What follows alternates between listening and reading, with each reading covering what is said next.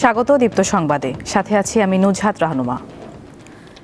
ইনকিলাব মঞ্চের মুখপাত্র শরীফ ওসমান হাদিকে আজ এয়ার অ্যাম্বুলেন্সে করে সিঙ্গাপুরে নেওয়া হবে। রোববার রাতে প্রধান উপদেষ্টার প্রেস উইং থেকে সংবাদ বিজ্ঞপ্তিতে এ তথ্য জানানো হয়। এতে বলা হয়, হাদির চিকিৎসার জন্য সিঙ্গাপুর, থাইল্যান্ড ও মালয়েশিয়ার কয়েকটি হাসপাতালে যোগাযোগ করেছে সরকার। এভারকেয়ার হাসপাতালের বিশেষজ্ঞ চিকিৎসক দলের পরামর্শে এবং পরিবারের সদস্যদের সঙ্গে আলোচনার পর প্রধান উপদেষ্টাকে অবহিত করা হয়। এতে আরও বলা হয়, ওসমান হাদির চিকিৎসা সংক্রান্ত সব ব্যয় রাষ্ট্রীয়ভাবে বহন করা হবে। হাদির দ্রুত সুস্থতা কামনায় দেশবাসীর কাছে দোয়া চেয়েছেন ডক্টর ইউনুস।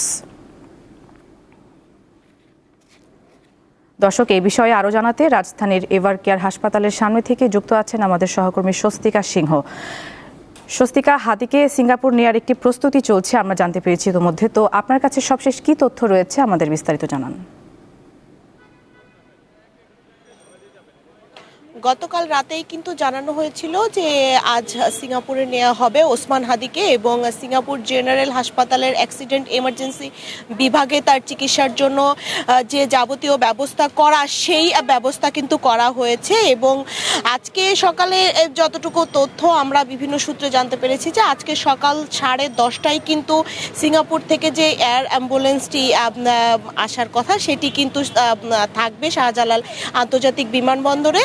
এবং ঠিক সিঙ্গাপুরে নিয়ে যাওয়ার জন্য এয়ার অ্যাম্বুলেন্সের যে প্রস্তুতি বা তার ওসমান হাদির সাথে যারা ভ্রমণকারীরা রয়েছে, ভ্রমণকারীদের প্রস্তুতি বা হাসপাতাল কর্তৃপক্ষের যে প্রস্তুতি বা তার পরিবারের পক্ষ থেকে যারা তার সাথে যাবেন বা হাসপাতাল বিশেষজ্ঞ দলের প্রতিনিধিরা থাকবেন, সার্বক্ষণিক আসলে যে প্রস্তুতি তাকে সিঙ্গাপুরে নেওয়া, সেই প্রস্তুতি কিন্তু সবটাই সম্পন্ন হয়েছে।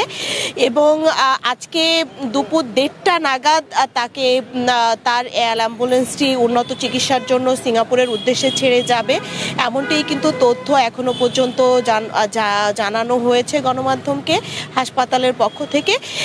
এবং যার সার্বক্ষণিক প্রস্তুতি কিন্তু হাসপাতালের ভেতরে অবশ্যই নেওয়া হচ্ছে পরিবারের লোক পক্ষ থেকেও, যেমন তার পরিবারের সদস্যরা তার ভ্রমণ সঙ্গী হিসাবে থাকবেন, তেমন থাকবেন বিশেষজ্ঞ ডাক্তাররা। এবং সব দিক কিন্তু বিশেষভাবে দৃষ্টি রাখার কথা জানিয়েছেন প্রধান উপদেষ্টা। এবং প্রধান উপদেষ্টার পক্ষ থেকে বা অন্তর্বর্তীকালীন সরকারের পক্ষ থেকে যে তার চিকিৎসার যে যাবতীয় খরচ, সেই খরচটি বহন করা হবে সেটিও আসলে কিন্তু জানানো হয়েছে।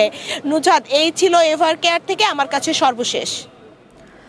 দর্শক, এভারকেয়ার হাসপাতালের সামনে থেকে যুক্ত ছিলেন সহকর্মী স্বস্তিকা সিংহ।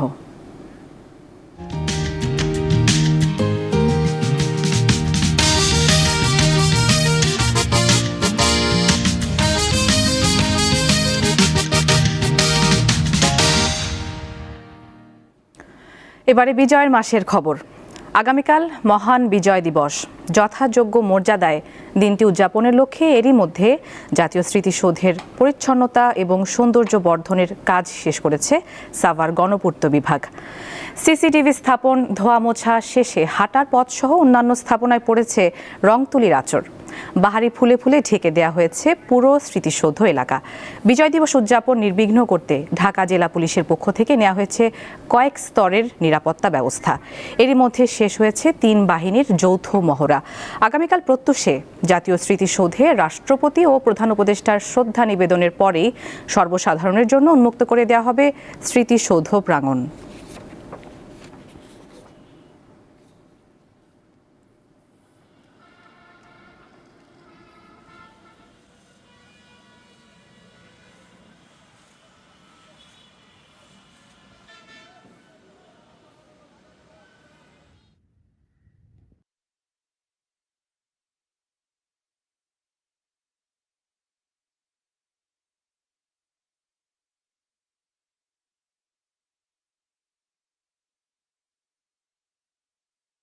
বিজয় দিবস উপলক্ষে জাতীয় স্মৃতিসৌধে আমরা রং তুলির কাজ, প্রায় রং মিস্ত্রি সবাই মিলে আমরা প্রায় দীর্ঘ 1 মাস ধরে কাজ করতেছি। কাজ শেষের মধ্যে। রাষ্ট্রপ্রধানেরা আসবে, রাষ্ট্রের অনেকেই আসবে এখানে দেখার জন্য, ফুলের শ্রদ্ধা জানানোর জন্য। সবাই যেন দেখে ভালো বলে, এই জন্য আমরা ফুলের গাছ রোপণ করতেছি। বিশেষ আয়োজনের মধ্য দিয়ে মহান শহীদ বুদ্ধিজীবী দিবসে দিবস পালন করল সাংস্কৃতিক সংগঠন ছায়ানট। ধানমন্ডির ছায়ানট সংস্কৃতি ভবনের মিলনায়তনে রোববার সন্ধ্যায় আলোচনা, একক ও সম্মেলক গান এবং নাটক অনুষ্ঠিত হয়। এতে শহীদ বুদ্ধিজীবী দিবস নিয়ে আলোচনা করেন ছায়ানটের সভাপতি সরওয়ার আলী, অধ্যাপক সিরাজুল ইসলাম চৌধুরী ও অধ্যাপক মনসুর মুসা। আয়োজনে সুমন মজুমদার, অভয়া দত্ত ও লাইসা আহমদ লিসা একক গান পরিবেশন করেন। বঙ্গরঙ্গ নাট্যদল পরিবেশন করে নাটক যুদ্ধ এবং যুদ্ধ। পরে সম্মেলক গান ও জাতীয় সঙ্গীতে শেষ হয় আয়োজন।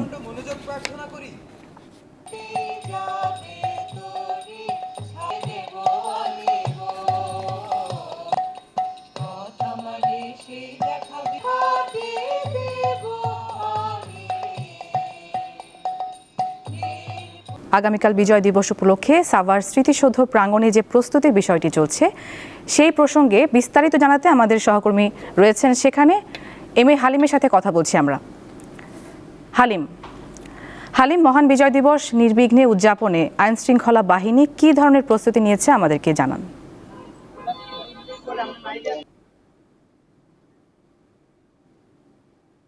ধুয়ে মুছে এবং পরিষ্কার পরিচ্ছন্ন করে সম্পূর্ণ করেছে গণপূর্ত অধিদপ্তর। আমরা সকাল থেকে দেখতে পেয়েছি যে যে জাতীয় স্মৃতিসৌধে কিন্তু সম্পূর্ণ যে যারা এখানে দর্শনার্থী রয়েছে এবং বাইরের যারা আমরা গণমাধ্যম কর্মী রয়েছে তারাও কিন্তু এই স্মৃতিসৌধে প্রবেশ নিষিদ্ধ করা হয়েছে। আপনাকে একটি বিষয় জানিয়ে রাখি যে এই দীর্ঘ যে 1 মাসের মধ্যে কিন্তু জাতীয় স্মৃতিসৌধ কর্তৃপক্ষ যে এখানে রং তুলির আঁচড় থেকে শুরু করে ধোয়া মোছা এবং সেই সাথে পরিষ্কার পরিচ্ছন্ন এবং সিসিটিভি স্থাপন সহ বিভিন্ন যে কাজগুলো সেই কাজগুলো তারা সম্পন্ন করেছে। এবং ঢাকা জেলা পুলিশের পক্ষ থেকে যেমনটি জানানো হয়েছে যে এই জাতীয় স্মৃতিসৌধ নিরাপত্তার বিষয়টি মাথায় রেখে কিন্তু এখানে কিন্তু প্রায় 4000 পুলিশ সদস্য নিয়োজিত থাকবে। এবং ইতিমধ্যে আজকে দুপুরবেলা কিন্তু ঢাকা জেলা পুলিশের পক্ষ থেকে কিন্তু একটি ব্রিফিং দেওয়া হবে যাতে কিভাবে যাতে আগামীকালকে এই মহান বিজয় দিবস সেটি নির্বিঘ্ন ভাবে সেটি পালন করা হয়। এবং সেই সাথে আরেকটি বিষয়,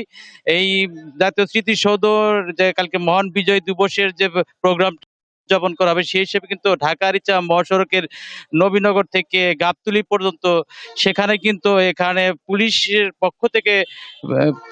পক্ষ থেকে কিন্তু এখানে এই সড়কটি এড়িয়ে চলার জন্য বলা হয়েছে।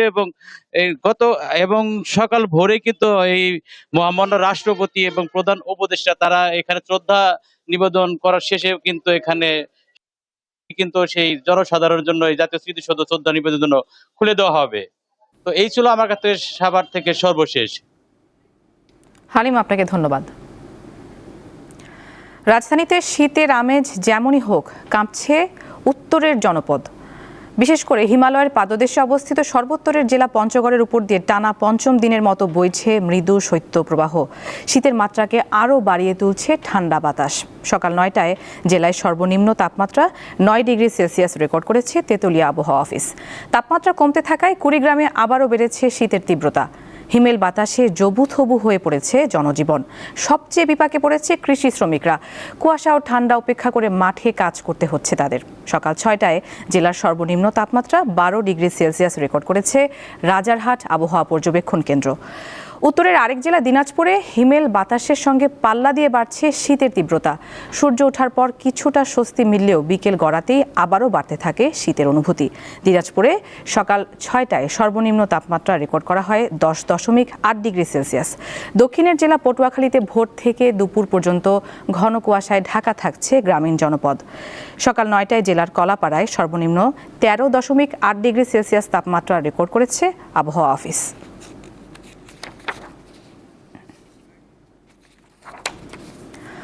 অস্ট্রেলিয়ার সিডনির বন্ডাই সৈকতে ইহুদিদের একটি উৎসবে হামলার ঘটনায় মৃতের সংখ্যা বেড়ে 16 জনে দাঁড়িয়েছে। আহত হন আরও অন্তত 40 জন। নিহতদের মধ্যে 10 বছর বয়সী কন্যা শিশুও রয়েছে। সন্দেহভাজন বন্দুকধারী হিসেবে বাবা ও ছেলেকে চিহ্নিত করেছে স্থানীয় পুলিশ। এই হামলাকে অস্ট্রেলিয়ায় গত 30 বছরের ইতিহাসে সবচেয়ে ভয়াবহ বলে আখ্যা দেওয়া হয়েছে। সোমবার এক সংবাদ সম্মেলনে পুলিশ জানিয়েছে, সন্দেহভাজন হামলাকারী 50 বছর বয়সী বাবা ঘটনাস্থলেই নিহত হন। তার 24 বছর বয়সী ছেলে গুরুতর অবস্থায় হাসপাতালে রয়েছেন। অস্ট্রেলিয়ায় হামলার পর নিউ ইয়র্ক, বার্লিন ও লন্ডন সহ বিশ্বের বিভিন্ন শহরে ইহুদিদের ধর্মীয় অনুষ্ঠান ও উপাসনালয়ের নিরাপত্তা জোরদার করা হয়েছে।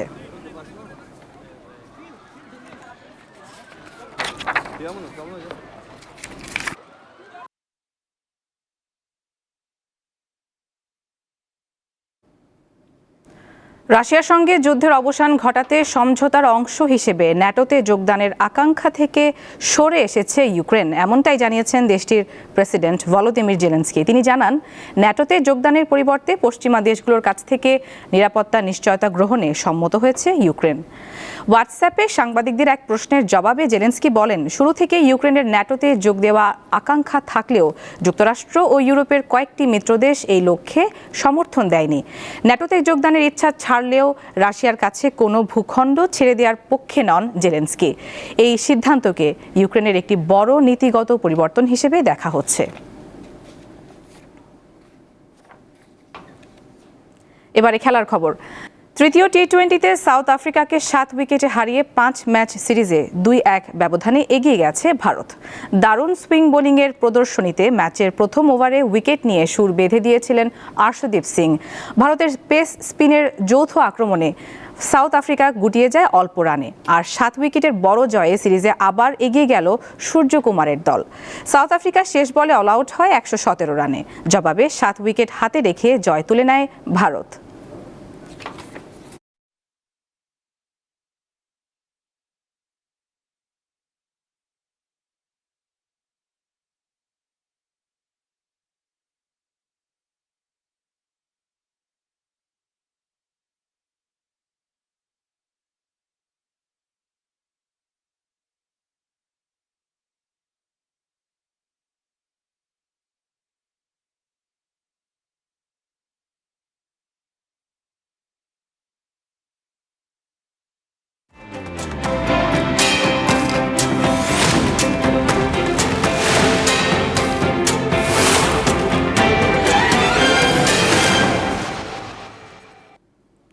দর্শক, জানিয়ে দিচ্ছে এক নজরে দৈনিক পত্রিকার শিরোনামগুলো। শুরুতেই আমাদের হাতে রয়েছে দৈনিক ইত্তেফাক। শিরোনামে রয়েছে, শুরুতেই হাদিকে গুলি করা সন্ত্রাসী কি দেশ ছেড়েছে? 3 জন আটক, মোটরসাইকেলের মালিক 3 দিনের রিমান্ডে। রাজনৈতিক দলগুলোকে নিরাপত্তা প্রোটোকল দেবে পুলিশ। এছাড়া রয়েছে, হাদির হত্যা চেষ্টাকারীরা ভারতে ঢুকলে গ্রেফতারের আহ্বান ঢাকার। বাংলাদেশের দাবি ভারতের প্রত্যাখ্যান। এছাড়া চোরাগোপ্তা হামলা নিয়ে শঙ্কিত ইসি। হাদিকে গুলির ঘটনা মাথায় বাজ পড়ার মতো জানিয়েছে সিএসি। সন্ত্রাসীরা যেন পার পেয়ে না যায়, আইন শৃঙ্খলা বাহিনীকে ইসির কঠোর বার্তা। এরপর রয়েছে দৈনিক যুগান্তর। 70 ভাগই জামিনে মুক্ত, 14 মাসে গ্রেফতার ফ্যাসিস্টের 56,187 দোসর। এপাশে রয়েছে গণতান্ত্রিক অগ্রযাত্রা অব্যাহত রাখার প্রত্যয়, শ্রদ্ধা ভালোবাসায় শহীদ বুদ্ধিজীবী দিবস পালন। এছাড়া রয়েছে ভারতে পালানোর গুঞ্জন, ফয়সাল ও আলমগীরের মোটরসাইকেলের মালিক সহ গ্রেপ্তার 6। ওসমান হাদি হত্যা চেষ্টা প্রসঙ্গে এই শিরোনামটি। এরপর জানিয়ে দিচ্ছি প্রথম আলোর শিরোনাম, ছক কষা হচ্ছিল কয়েক মাস ধরে। হাদিকে হত্যা চেষ্টা প্রসঙ্গে এই শিরোনামটি। ঘটনার 12 ঘন্টার মধ্যে শুটার সহ 2 জন ভারতে পালিয়ে যেতে পারেন বলে ধারণা আইন শৃঙ্খলা রক্ষাকারী বাহিনীর। এছাড়া রয়েছে, ভারত থেকে বাংলাদেশ বিরোধী কর্মকাণ্ড দ্রুত বন্ধ চায় ঢাকা। এপাশে আরেকটি শিরোনাম রয়েছে, মুক্তিযুদ্ধকে ধারণ করে দেশ গড়ার প্রত্যয়, শহীদ বুদ্ধিজীবী দিবস পালন, এবং এই প্রসঙ্গে এই শিরোনামটি। এরপর কালের কণ্ঠের শিরোনামে রয়েছে, সন্ত্রাস দমনে কড়া নজর। এপাশে একটি অভিমত রয়েছে, যার শিরোনামে বলা হয়েছে, পরিস্থিতির উন্নয়নে সরকারকে আরও কঠিন হতে হবে। এছাড়া রাজনৈতিক দলগুলোর জন্য নিরাপত্তা প্রোটোকল দেবে পুলিশ। এপাশে একটি বিশেষ লেখা রয়েছে, যার শিরোনাম, প্রার্থীদের জীবন ঝুঁকি, নাশকতার বিস্তার, সরকারের অগ্নি পরীক্ষা। এপাশে শহীদ বুদ্ধিজীবী দিবস পালন উপলক্ষে একটি শিরোনাম রয়েছে, বিনম্র শ্রদ্ধা ও ভালোবাসায় জাতির শ্রেষ্ঠ সন্তানদের স্মরণ। এরপর আমার দেশের শিরোনামে রয়েছে, হাদিকে আজ নেওয়া হচ্ছে সিঙ্গাপুরে, কিডনি ও ফুসফুসের কার্যক্ষমতা চলমান। সাপোর্টিং টিমে ছিল আরও 3 জন। এছাড়া আরেকটি শিরোনাম অন্য প্রসঙ্গে, রেমিটেন্সে ভর করে দাঁড়িয়ে আছে দেশের অর্থনীতি। এরপর রয়েছে দৈনিক সমকাল। ঝুঁকিতে থাকা প্রার্থী ও ব্যক্তিরা পাচ্ছেন গানম্যান বডিগার্ড। এছাড়া রয়েছে, সুপারিশ বাস্তবায়ন নিয়ে হতাশ সংস্কার কমিশনের সদস্যরা। এপাশে নতুন বাংলাদেশ গড়ার অঙ্গীকার, এই শিরোনামে রয়েছে, শহীদ বুদ্ধিজীবী দিবস পালন এই উপলক্ষে একটি গতকাল যে উদযাপন হয়েছে এই প্রসঙ্গে একটি প্রতিবেদন। দর্শক, দেখে নিলাম আজকের দৈনিক পত্রিকার শিরোনামগুলো। এবং এরই সাথে শেষ করছি সকালের দীপ্ত সংবাদ। আমাদের পরবর্তী আয়োজন বেলা 1টায় বাণিজ্য সংবাদ দেখার আমন্ত্রণ। এছাড়া আরও তথ্যের জন্য চোখ রাখুন দীপ্ত ডিজিটাল প্ল্যাটফর্মগুলোতে। ধন্যবাদ সবাইকে।